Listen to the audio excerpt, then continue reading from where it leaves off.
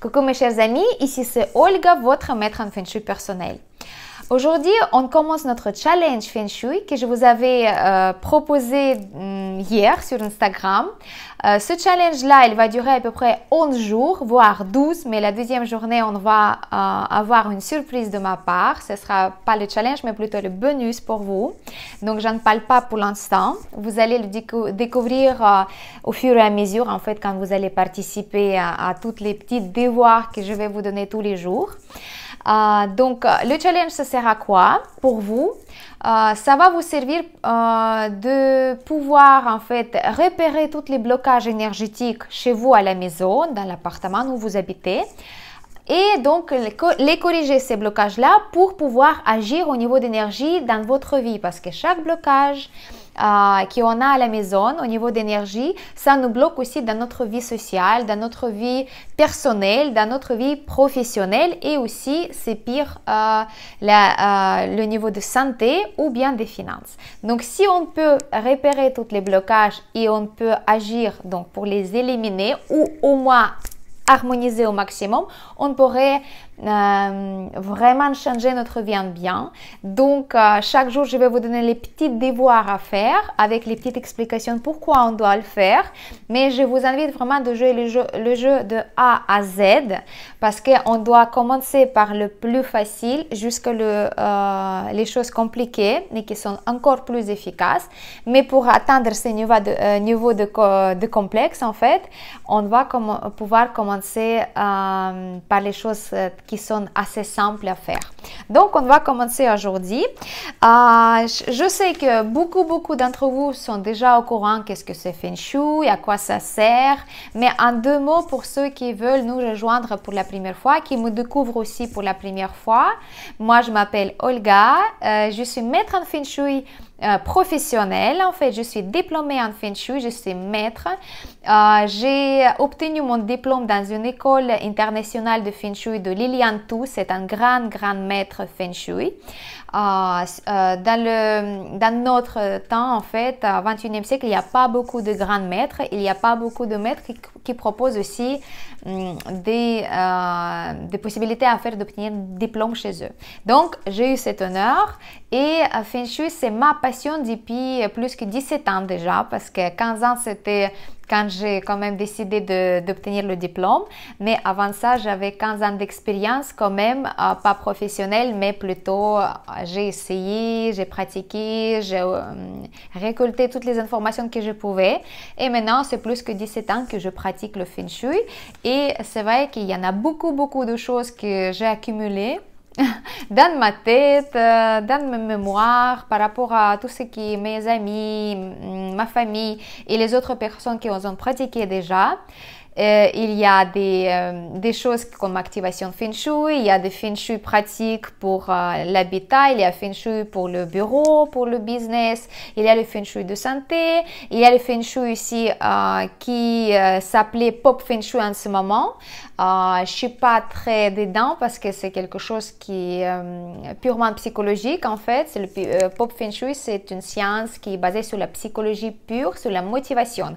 Je m'inspire aussi dedans, mais je préfère quand même l'école classique en Feng Shui, l'école de l'étoile volante, l'école de Bajaj, etc. Donc, c'est vraiment les formules de maître qui étaient transmises de maître en maître à travers des générations.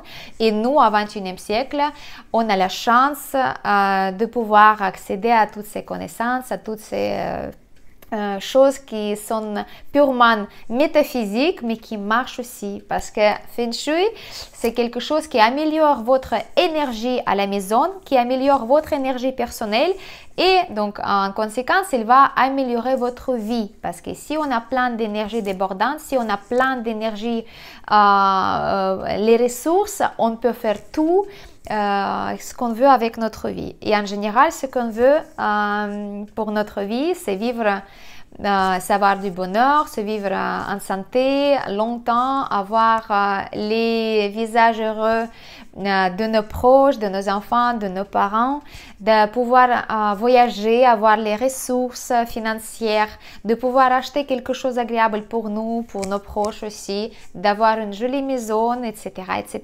Donc, Feng Shui, c'est purement pratique. C'est quelque chose qui pourrait nous aider à améliorer notre vie pratique. Donc, c'est quelque chose qui on vit voilà, de moment où on est né jusqu'à la mort. Voilà, donc le Feng Shui, c'est pas quelque chose mystérieux, mais plutôt pratique. Il y a une seule chose que je devrais ajouter de ma part par rapport à Feng Shui, c'est que Feng Shui, c'est quelque chose que vous devez vraiment appliquer. Donc, c'est une science applicable, d'accord? Donc, c'est quelque chose qu'on doit vraiment utiliser. Si on a juste écouté quelque chose, mais on n'a pas utilisé ces informations-là, bien sûr, ça va pas marcher. Mais pour que ça marche, il faut vraiment essayer chaque fois avec la volonté, avec la motivation d'utiliser et puis appliquer pour que ça marche. Donc, Feng Shui, qu'est-ce que c'est? C'est une partie des 3 aspects de la chance de la personne, n'importe la personne, vous, moi, quelqu'un qui est né sur la planète Terre. J'ai déjà parlé plusieurs fois par rapport à ça. Si vous voulez être en pleine santé, être riche, d'accomplir sa destinée en fait, de découvrir vos talents, de les appliquer dans la vie, d'avoir la vie heureuse de la famille, d'avoir les enfants qui sont en santé, qui réussissent, d'avoir une jolie maison, avoir tout ce que vous voulez, c'est la réussite totale humaine et donc toute cette chose-là, c'est composé de 100%. Et Feng Shui fait partie de 33,3% de ces 100%, si vous voulez. Feng Shui, c'est la chance de la Terre, parce que la Terre, on vit sur cette planète, et c'est la planète Terre qui va nous donner différentes sortes d'énergie par rapport à sa rotation envers les autres planètes, par rapport à sa vibration aussi, et par rapport à aussi dans quelle situation géographique on se trouve, d'accord? Parce que chaque coin du monde, il va aussi vibrer différemment. Donc, Feng Shui, il étudie en fait tout ce changement énergétique vibratoire de la Terre et comment ces changements énergétiques vibratoires peuvent influencer la vie de la personne, parce que nous, avec nos pieds, on est sur notre planète Terre et on absorbe ces vibrations-là, même si on ne peut pas les constater avec les mesures, avec les outils, etc. C'est vraiment pas science, mais c'est métaphysique, c'est science qu'on ne peut pas toucher. Mais je peux vous dire sur ça, si on ne peut pas toucher les taux de radioactivité, ça ne veut pas dire que ça n'existe pas, on est d'accord. Donc, c'est la même chose avec le Feng Shui. Feng Shui, il va étudier le changement énergétique de la Terre et comment ces changements énergétiques influencent l'être humain, parce que nous aussi, on a une bulle énergétique qui est toujours en communication avec la Terre et donc, après cette communication, il y a un résultat.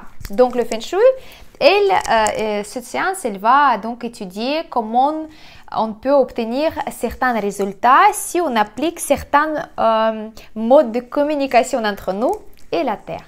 Le deuxième aspect de la chance totale à 100%, c'est la chance humaine. Ça veut dire tous ces efforts que nous, on fait durant notre vie, toutes ces pensées qu'on va choisir d'avoir, tous ces efforts qu'on va mettre dans la vie, par exemple, si on veut vraiment obtenir quelque chose, on va essayer de l'obtenir par tous nos moyens. Si on n'a pas beaucoup de moyens, si on a décidé d'être gentil, si on a décidé d'aider les autres, si on a décidé de partager avec les autres, ça aussi, ça s'appelle la chance humaine, la chance qu'on crée nous-mêmes. Et justement, ce challenge-là, il est dedans dans ces 33 et 33%, parce que la chance humaine, c'est les efforts que vous faites et la persévérance que vous faites. Donc, si jamais vous attendez une information qui vient à vous et vous dites « Ah, ça pourrait m'intéresser, ça pourrait être quelque chose d'utile pour moi. En plus, ça me plaît ce sujet, par exemple, Feng Shui, comment ça peut agir au niveau d'énergie. Là, je vais la saisir et je vais l'écouter, les gens, par exemple moi, ce que je vous ai à dire et appliquer mes conseils. Et on verra par la suite qu'est-ce qui va se passer. Donc là, c'est la chance humaine.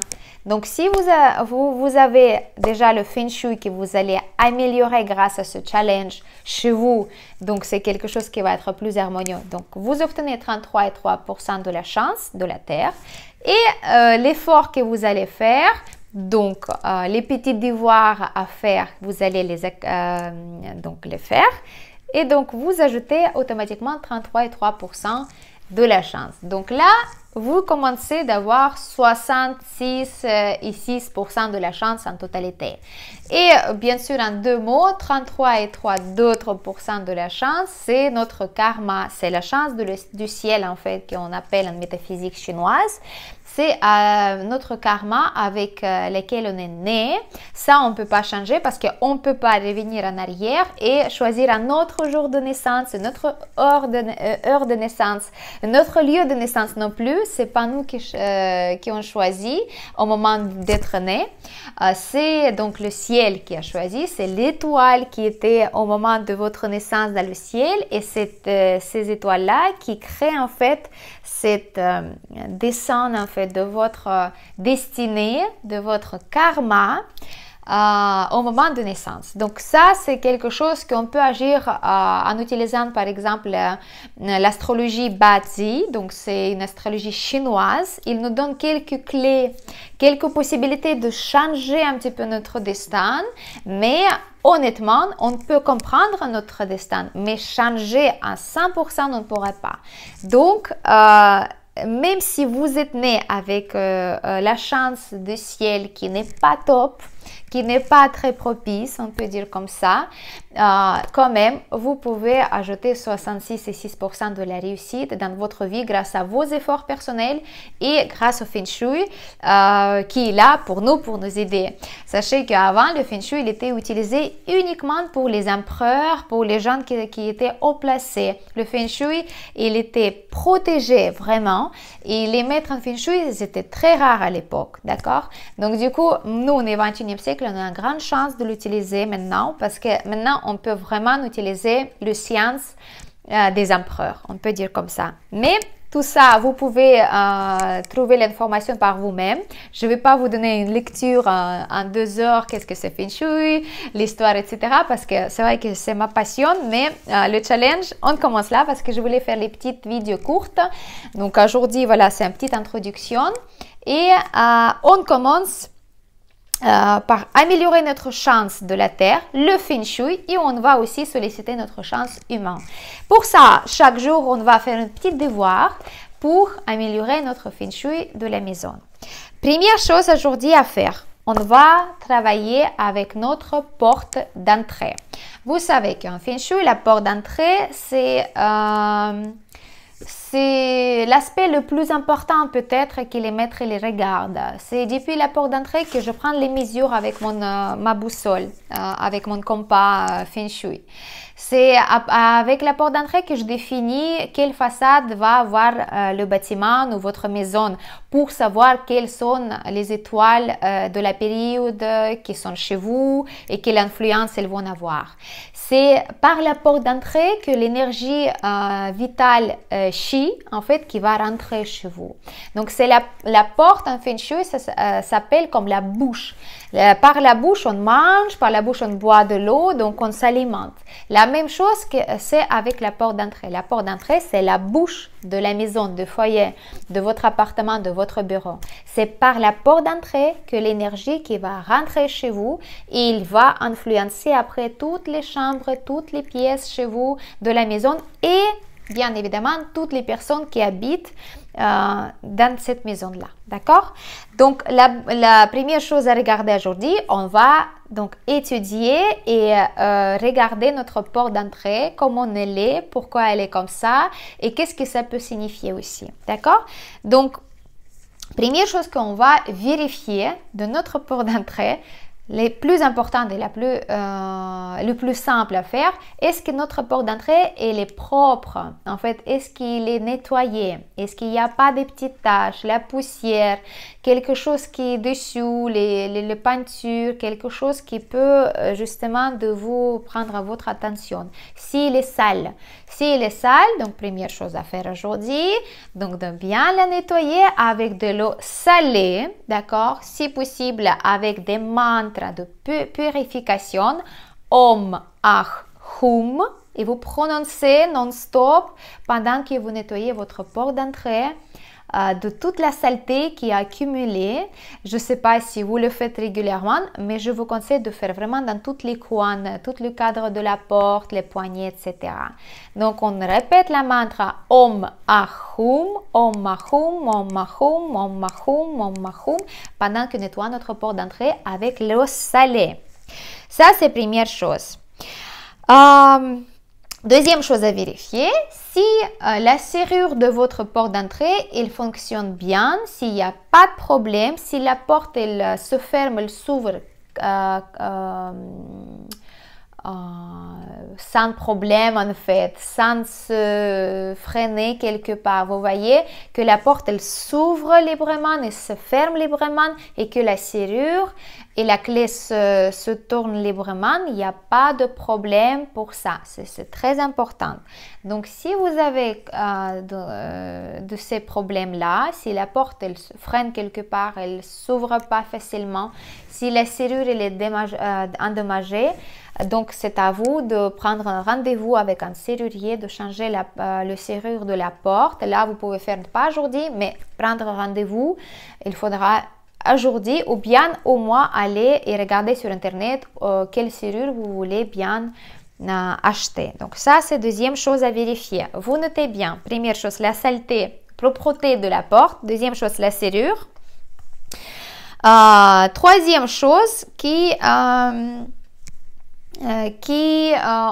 qu'est-ce qu'on doit vérifier? Est-ce que la porte s'ouvre à l'intérieur ou à l'extérieur? En fait, quand vous rentrez, vous ouvrez la porte et vous la poussez, ou bien quand vous entrez chez vous, vous la tirez vers chez vous. Donc, si votre porte d'entrée, elle s'ouvre à l'intérieur, donc quand vous rentrez directement, donc il n'y a pas de problème. Ça, c'est quelque chose qui est propice selon Feng Shui. L'énergie, il va rentrer directement et il va se propager librement dans toutes les chambres.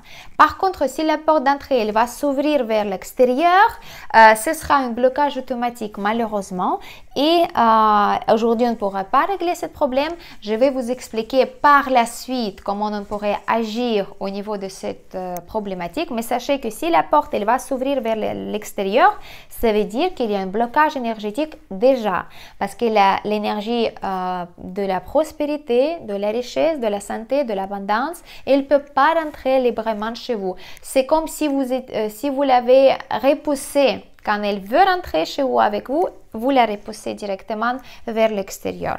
Donc, regardez bien, notez-le quand même. Si votre cas, quand ça s'ouvre à l'intérieur, c'est très bien. Si c'est le cas quand vous rentrez et c'est à l'extérieur que la porte s'ouvre, donc c'est un point négatif. Donc, vous notez, mais vous ne prenez pas trop la tête avec ce point-là parce que je vais vous donner les solutions au fur et à mesure des journées, en fait, qu'on va passer ensemble. Donc là, c'était troisième. Quatrième et très très important point pour nous aujourd'hui, de vérifier qu'est-ce qui se trouve devant notre porte d'entrée. Si c'est une maison individuelle, par exemple, si vous avez la maison individuelle, vous devez regarder, vous devez sortir vraiment à l'extérieur un petit peu et vous devez vraiment checker en fait tout l'espace qui est vraiment devant la porte d'entrée.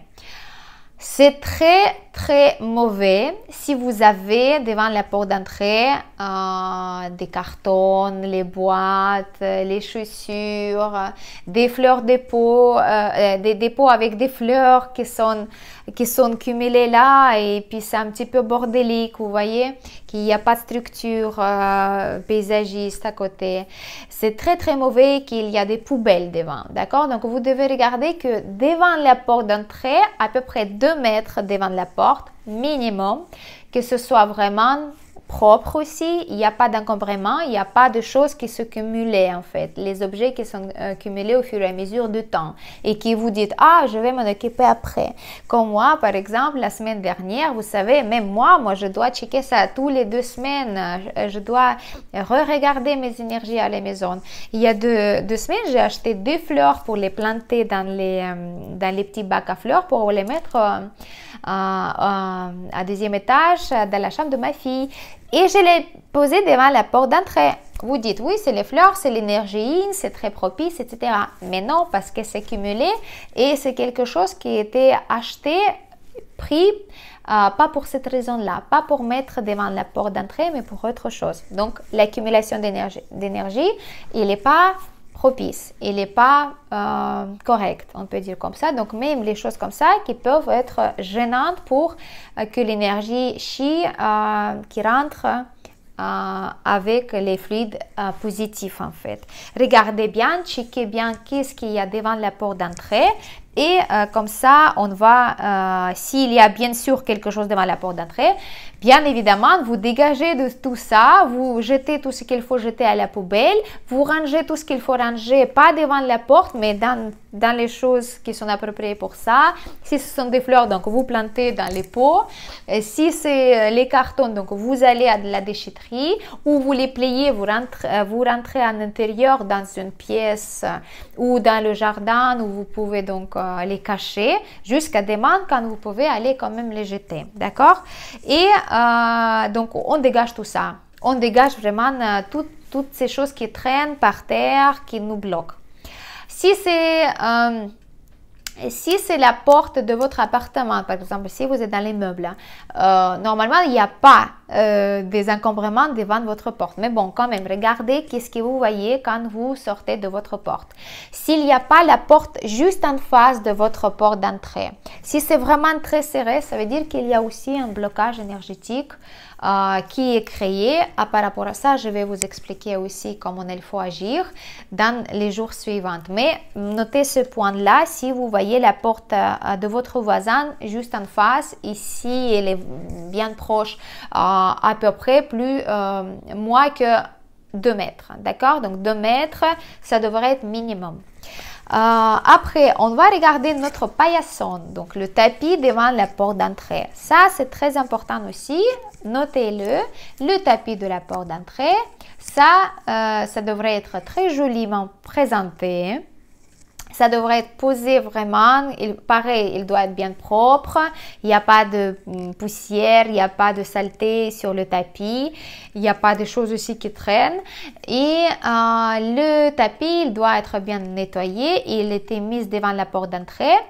Et faites attention aussi qu'est-ce qui est noté ou c'est quoi comme dessin sur votre paillasson devant la porte et quel message il porte. Si c'est un message par exemple welcome, quelque chose comme bienvenue aux bonnes énergies, c'est très bien, vous le gardez. Si c'est quelque chose qui est déjà vieux, usé et que vous la gardez comme ça parce que c'est à l'extérieur, je vous conseille de la changer quand même si vous avez envie de changer un petit peu le niveau énergétique chez vous. Parce que le tapis, le paillasson devant la porte d'entrée, il va amener les bonnes énergies chez vous. Et s'il est beau, s'il est neuf, s'il n'est pas usé, s'il a beau couleur et les beaux dessins dessus, c'est un signal, c'est un ancrage pour l'énergie positive pour qu'elle puisse repérer votre porte d'entrée, qu'elle puisse vous voir vous. Donc, si vous constatez que votre paillasson n'est pas beau, et il ne vous plaise pas et vous voulez la changer, mais vous n'avez toujours pas le temps, jetez-le directement sans regret et vous allez voir comment ça va changer un petit peu. Alors, donc à l'extérieur, on a terminé. Maintenant, on va voir en intérieur. Quand vous rentrez chez vous, depuis votre porte d'entrée, qu'est-ce que vous voyez premièrement en fait? Quand vous rentrez, première chose où votre regard tombe. Si vous voyez tout de suite l'encombrement des chaussures, des sacs, des écharpes, des choses qui paraissent devant la porte d'entrée, c'est souvent comme ça, quand on se des choses, on ne range pas nos chaussures, sachez que ça, c'est quelque chose qui pompe et qui absorbe beaucoup d'énergie. Ça va absorber l'énergie positive et ça va dégager l'énergie négative. Donc, devant la porte d'entrée, dans notre couloir, dans notre entrée, ça doit être vraiment propre, clean, sans encombrement et sans objet. Si par exemple, vous avez une assez grande entrée, vous avez une commode avec des objets dessus, par exemple des fleurs, j'ai vu ça il n'y a pas longtemps chez une dame, et donc sur sa commode il y avait une bouquet, en fait c'est pas le bouquet de fleurs, c'était des fleurs qui étaient offerte à elle, je ne sais pas il y a combien de temps, mais ça séchait et elle les garde comme souvenir. Donc sachez que les fleurs, déjà les fleurs mortes comme ça séchées, c'est un très mauvais feng shui et ça apporte énergie de la mort. C'est quelque chose qui tôt ou tard pourrait amener les problèmes dans la santé, dans la vie professionnelle, personnelle, etc., etc. Perte d'argent, déception et puis etc. Donc si vous voyez les choses qui sont amènent l'énergie de la mort, les fleurs séchées, les fleurs qui sont déjà fanées, des objets qui sont un petit peu cassés, comme une vase avec une petite cassure, une petite détail qui manque, d'accord? Tout ça, c'est mauvais. Surtout si l'énergie, il va rentrer chez vous, il va voir tous ces objets-là, il va tout de suite accumuler ces énergies négatives, d'accord? Donc, regardez à l'intérieur. S'il n'y a pas quelque chose qui traîne par terre, s'il n'y a pas de saleté, s'il n'y a pas des objets qui sont comme ça, pareil, laissés à l'oubli, si sont les objets qui sont cassés un petit peu, qui vous amènent énergie négative, donc tout ça, il faut s'en débarrasser. Aujourd'hui, dans nos périodes pas très positifs, on peut dire comme ça, je vois souvent quand on rentre chez les personnes et devant la porte d'entrée, on a vraiment un stock de masques chirurgicaux ou bien voilà, quelque chose qui était déjà usé. Ça, c'est très mauvais. Il faut vraiment s'en débarrasser ou bien de le mettre dans votre poche de veste ou je ne sais pas. Mais ça ne devrait pas être devant la porte d'entrée quand vous rentrez. Voilà, donc là, faites bien attention que ce soit bien nettoyé, bien clean, qu'il n'y a pas des objets qui traînent, il n'y a pas des choses qui vous donnent cette énergie négative. Après, première chose qu'on va aussi regarder, si on rentre, ici, on n'a pas de miroir juste en face de la porte d'entrée. Miroir en face de la porte d'entrée, comme en face du lit, c'est un mauvais feng shui. Donc, il faut bien déplacer le miroir et la placer ailleurs. Donc, l'essentiel que la porte ne soit pas miroitée dans ce miroir-là quand vous rentrez. Parce qu'ainsi, l'énergie positive, elle va rentrer, il va tout de suite repartir ailleurs. Donc, c'est à vous de décider. Autre chose très importante, quand vous rentrez et vous voyez tout de suite les toilettes. Les toilettes elles peuvent se trouver à côté, mais si jamais votre porte d'entrée s'ouvre à gauche, vous rentrez et à droite, vous voyez tout de suite la porte des toilettes. Ou bien vous rentrez et il y a tout de suite la porte des toilettes. Et surtout, si la porte elle est ouverte. Là, c'est en fait, les maîtres en feng shui, ils craignent le plus les toilettes parce qu'au XXIe siècle, déjà, les toilettes, c'est quelque chose qui est très mauvais à la maison où on habite. Et deuxième chose, c'est que les toilettes, c'est vrai que ça va pas seulement absorber l'énergie positive, mais aussi il va multiplier l'énergie négative et qui va par la suite se propager dans la maison. Et aussi, ça dépend du secteur où votre toilette se trouve. Voilà, donc du coup, aujourd'hui, vous voyez, le challenge aujourd'hui, c'est comme ça, mais je vous explique vraiment détail par détail. Donc, les toilettes, la porte d'entrée devant le miroir, les toilettes, tac, tac, tac, l'intérieur, les selles, les serrures, je vous avais tout dit. Donc, ça, il faut bien checker. Et la dernière chose, dernier point, pour ceux qui veulent vraiment aller jusqu'au bout de choses, en fait, de bien activer la chance, regardez quelle lumière, quel lustre vous avez vraiment au-dessus de vous quand vous allez rentrer en fait chez vous. Quand vous rentrez, qu'est-ce qu'il y a comme lumière au-dessus de votre tête. Si c'est une lustre qui vous plaise, qui dégage beaucoup d'énergie positive, en fait, qui est très lumineuse, qui est jolie, qui est à la mode, là, vous pouvez la garder. Si c'est une lustre qui est vieille, qui est ancienne, que vous le voulez juste mettre dans le couloir parce que vous n'avez pas d'autre place, sachez que c'est pas bien parce que la porte d'entrée et le couloir et l'entrée en fait principale où votre énergie positive avec vous qui rentre, elle doit être bien illuminée. Même si vous n'allumez pas tout le temps votre lumière, vous devez quand même avoir cet objet qui est très agréable à regarder, qui est très joli et qui dégage cette énergie positive chic qu'on invite chez nous. Comme ça, l'énergie, il voit cette lumière et il sait que chez vous, elle est bienvenue. Voilà, donc aujourd'hui, je voulais faire juste 10 minutes, mais maintenant c'est 30 minutes. Mais voilà, je vous promets que c'est que premier jour que je fais ça. Les jours suivants, ça va être 10 minutes chaque fois, comme ça vraiment devoir. Mais là, vous savez que chaque fois quand je vais vous donner un petit devoir à faire, ça veut dire que c'est basé sur quelque chose, vraiment les études Feng Shui. Ici, je vous donne les devoirs sans explication, ça veut dire que derrière, il y a quelque chose. Donc, du coup, je vous demande de me faire confiance, d'appliquer tous les conseils, de vraiment checker aujourd'hui la porte d'entrée, l'entrée et devant la porte d'entrée et faire au maximum ce que vous pouvez faire pour améliorer votre Feng Shui. Et demain, on se voit dans le même horaire pour que je puisse vous donner le deuxième devoir. Je vous souhaite une très belle soirée. Bon début de changement positif pour vous. Partagez cette vidéo avec vos proches pour qu'ils puissent aussi améliorer un petit peu le Feng Shui chez eux. Mettez le like, j'adore ça. Et c'était votre maître en Feng Shui personnel, Olga Laikivan. Merci beaucoup, à demain.